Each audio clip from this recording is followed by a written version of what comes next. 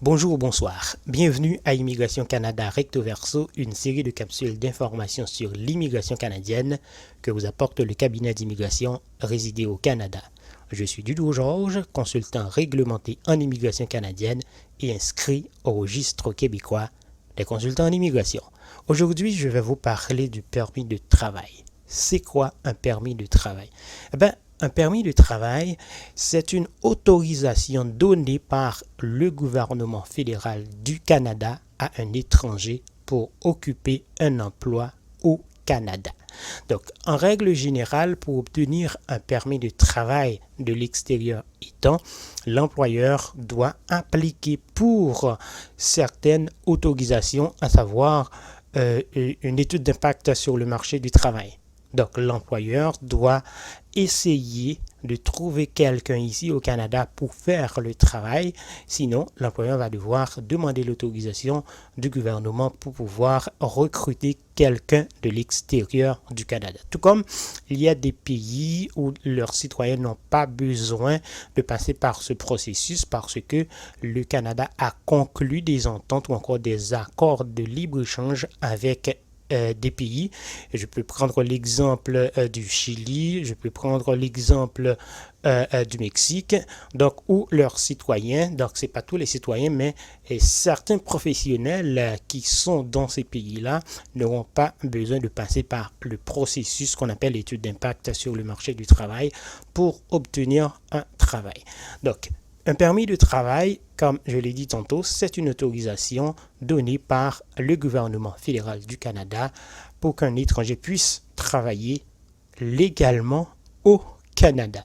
Donc, si vous êtes à l'extérieur et votre permis de travail a été approuvé, on va vous appeler pour que vous puissiez envoyer votre passeport. Donc, on va apposer un visa de résident temporaire sur votre passeport.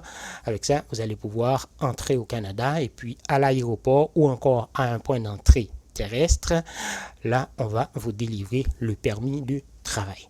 Permis de travail, il y a plusieurs types de permis de travail. Il y a permis de travail ouvert et permis de travail fermé. Et ensuite, il y a également permis de travail coop. Permis de travail ouvert, comme le nom l'indique, c'est-à-dire vous pouvez travailler pour n'importe quel employeur. Permis de travail fermé, vous êtes lié à un employeur. Donc, c'est le cas de quelqu'un qui est à l'extérieur du Canada, qui a été sélectionné par un employeur. Donc, l'employeur vous a offert un boulot et puis vous avez entamé les démarches. Maintenant, vous êtes au Canada en tant qu'employé, mais votre contrat ou du moins votre permis de travail s'est fermé. Donc, c'est lié à votre employeur. Ensuite, on a permis de travail ouvert. Je peux prendre l'exemple des gens qui sont ici comme demandeurs d'asile. Ces gens-là ont l'opportunité d'avoir un permis de travail ouvert. On peut prendre l'exemple des étudiants qui ont terminé leurs études ici. Donc, à la fin des études, on vous donne un permis de travail post-diplôme qui n'est pas renouvelable. Donc, c'est juste une fois, il faut le rappeler.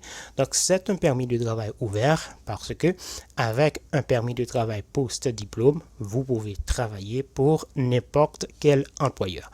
Mais je vais prendre l'exemple d'une personne, par exemple le cas d'un conjoint ou d'un époux qui accompagne une étudiante. Donc, ça peut être un étudiant ou une étudiante.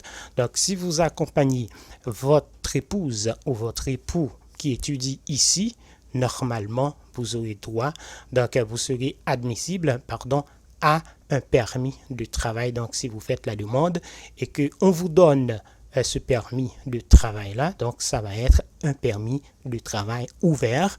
Donc, vous pouvez travailler pour n'importe quel employeur ici au Canada. Donc, permis de travail coop, on trouve ces genres de permis, c'est dans le cadre d'une personne qui vient ici pour étudier et puis dans le cadre du programme d'études, il faut travailler. Donc, et ça fait partie, ou du moins les notes feront partie donc du programme.